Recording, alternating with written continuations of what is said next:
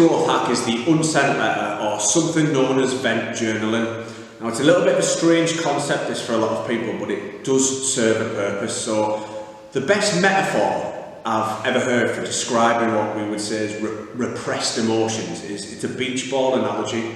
So if you've ever been on holiday and you're pushing a beach ball down in a pool for whatever reason, if you put enough pressure on it, eventually that beach ball will pop back up, or it'll rise out of the surface of the water basically. And this is this analogy for repressed emotions. So often we're all guilty of this, we hold on to things and we carry emotions with us, and then sometimes what tends to happen is we might flip out at work or flip out at home with our partner, and it's not necessarily the thing that they did there and then or what somebody said to you. It's actually a result of lots of the emotions we've been carrying, and we just hit this boiling point where we just explode. And we're all guilty of that. I've done it, we've all done it on occasion. So the idea with vent journaling or an unsent letter is to basically get rid of them emotions that we're carrying.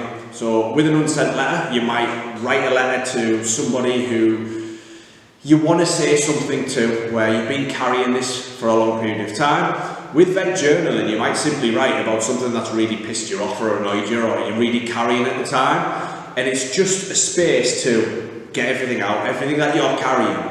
Get rid of it and get it out on the page, and it's therapeutic in the sense of you don't carry it anymore and you let it go basically. Now it is important to express this.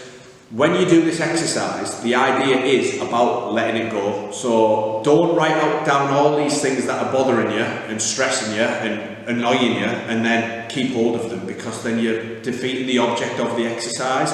The idea is that you get it all out, and then that's supposed to ease the mind, and then it's gone. So please think of it as a tool like that. Let it go. Once you've written that out, let it go. Sometimes people in the past, there's exercises where they've written it out on a general letter or a piece of paper, they've got all the rage out, they've let everything out of the mind and all these repressed emotions, and then they've set it on fire and they've let it go.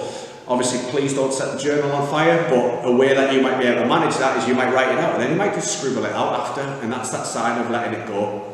But it is just this analogy of when we carry things and we repress things, eventually they might come out in other ways, so don't carry them. You're allowed to feel your emotions, but once it's gone, let it go, and hopefully it'll make you feel better.